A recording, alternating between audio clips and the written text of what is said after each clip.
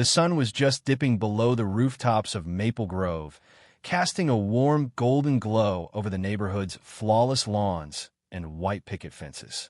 It was the kind of place where kids rode bikes until dusk, sprinklers hummed like a summer soundtrack, and neighbors waved like they meant it. But when Marcus Reed pulled his sleek, midnight blue Corvette Stingray to the curb outside his new home at 47 Sycamore Lane, he wasn't here for the block parties or the barbecue in VY. He was here for the quiet, the kind of predictable calm that let him do his job unnoticed. What the folks of Maple Grove didn't know was that Marcus wasn't just some guy with a fancy car. He was a U.S. Marshal, still active, still sharp, trained to spot trouble in the flicker of a glance. And trouble was already watching him. Marcus had chosen Maple Grove for its patterns. The way people knew who parked where when the trash cans came out, who walked their dog at 6 a.m. sharp.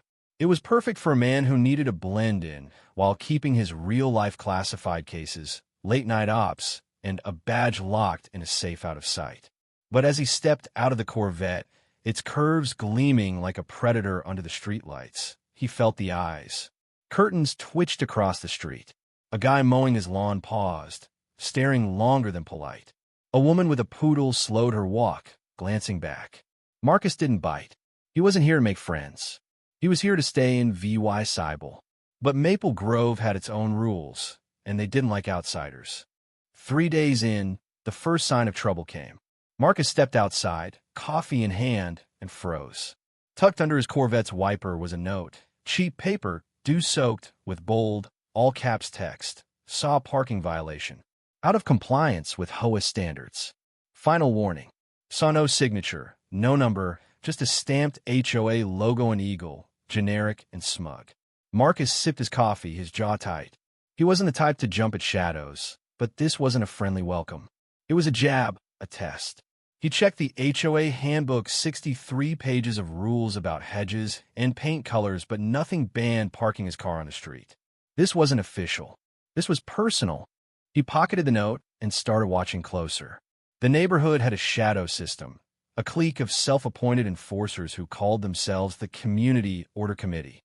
They weren't elected, weren't official, but they acted like they owned the place. Marcus spotted them mid-morning, 3 guys strolling down Sycamore Lane in navy vests, HOA enforcement stenciled on the back. The vests were flimsy, the lettering crooked, like something ordered off the internet. One guy tapped a tablet. Another peeked over fences, but the third, big, sunburned, with a wolf tattoo creeping up his neck, moved like he was in charge. His name, Marcus would later learn, was Carl Draper. When they reached Marcus's house, Carl stepped off the sidewalk, circling the Corvette like a shark. His mirrored sunglasses reflected the sky as he leaned close, inspecting the license plate, the exhaust tips. Then, without looking up, he muttered, loud enough to carry, "Not a car show, pal." The words were a needle, meant to sting. Marcus stood behind his blinds, pulse steady, eyes locked on Carl. He didn't bite. He never did. But he noted every detail. The fake vests, the rehearsed swagger, the way Carl's buddies glanced at him for approval. These weren't cops. They were bullies playing dress-up. 2 days later, it got worse. Marcus stepped outside, keys in hand, ready for a meeting at the field office. Then he saw it. His Corvette, his pride. His machine sagged on 4 slashed tires. Clean, deliberate cuts, hidden from street VYEW. White paint smeared the windshield, still tacky, catching dust. And there, under the wiper, another note. Saw you were warned. Saw Marcus's breath caught. Not from fear, but from clarity. This wasn't about parking. This was about control. They thought he was soft, some rich guy who'd fold under pressure. They had no idea who they just pissed off. He crouched by the car, scanning for clues. No footprints, no paint drips. Whoever did this knew what they were doing. The cuts were precise, the paint humiliating but washable. It was a message, but it was aimed at the wrong man.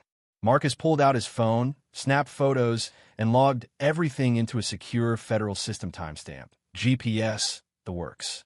Then he hit the databases. Maple Grove had a history. Over a dozen complaints about unofficial HOA patrols.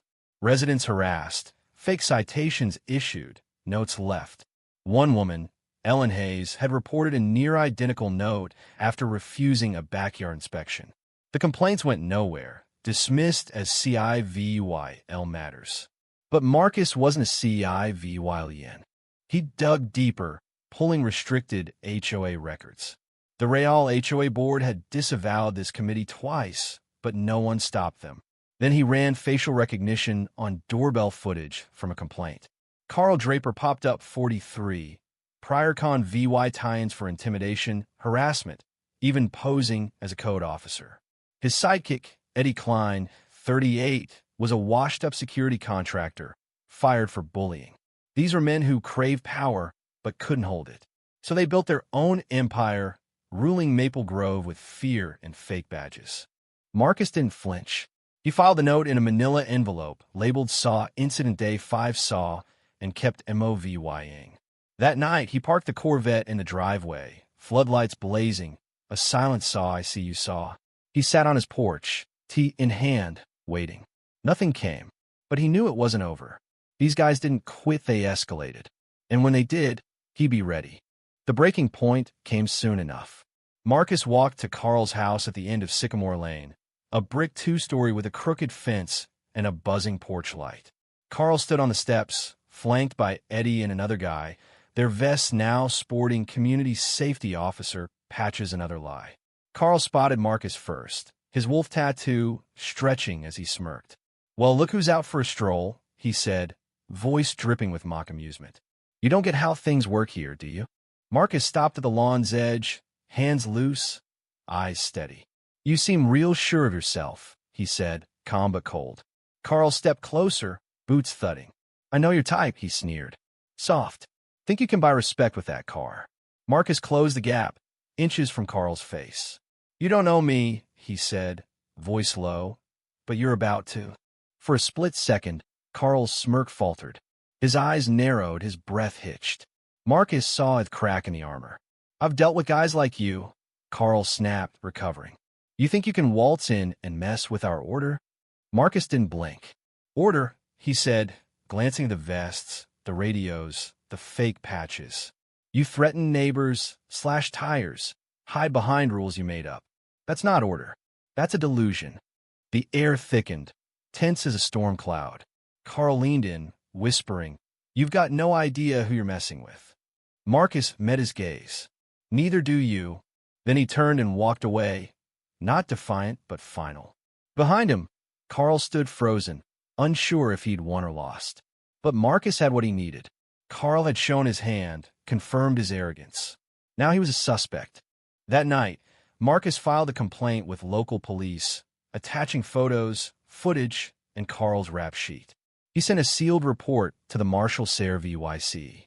The EVY Denke was airtight: harassment, vandalism, impersonation of authority. Within 48 hours, a task force was greenlit. At 6 a.m., federal agents and cops rolled into Maple Grove, silent as ghosts. They hit Carl's house, Eddie's too. Inside, they found illegal guns, fake badges, stacks of fabricated citations. Neighbors, once too scared to talk, gave statements. The illusion shattered. Word spread fast. Whispers turned to open chatter at mailboxes, dog walks, HOA meetings. Carl's crew had terrorized Maple Grove for over a year, targeting newbies, issuing fake fines, retaliating against pushback. Now they were gone. Carl got 18 months in prison intimidation, impersonation, harassment. Eddie got fines and community VYC, forced to wear a real city vest, picking up trash. The neighborhood breathed again. No more notes, no more patrols. Just quiet. At the next HOA meeting, the community hall was packed. Folding chairs creaked under the weight of curious neighbors. Marcus stood, no mic, no drama, just calm. "I'm a federal officer," he said, voice steady. "I'm not here to scare anyone. But if someone tries to play cop again, I'll be here. And I won't look away." The room went still, then erupted in applause, raw, real. People who dodged his gaze now nodded with respect. The Corvette, tires replaced, gleamed in his driveway. Not a trophy, but a symbol. The tension was gone. Marcus was no longer the stranger. He was Maple Grove's quiet guardian. But the story doesn't end there. Carl thought a car defined a man. That Marcus was weak because he didn't flaunt his badge. He didn't see the discipline, the training, the law behind the silence. Marcus didn't need to shout his rank. He acted when it mattered, bringing justice not as a show, but as a blade-sharp, precise, final. Maple Grove learned something that day. Real power doesn't wear a costume. It doesn't need permission. It just arrives. So what do you think? Was Marcus too harsh, or did Carl get what he deserved? Should neighborhoods have the right to enforce their own rules, even if it means bending the law? And how far would you go to protect your home from fake authority? Drop your thoughts below, smash that like button, and subscribe for more stories that'll keep you on edge. Let's get this debate rolling.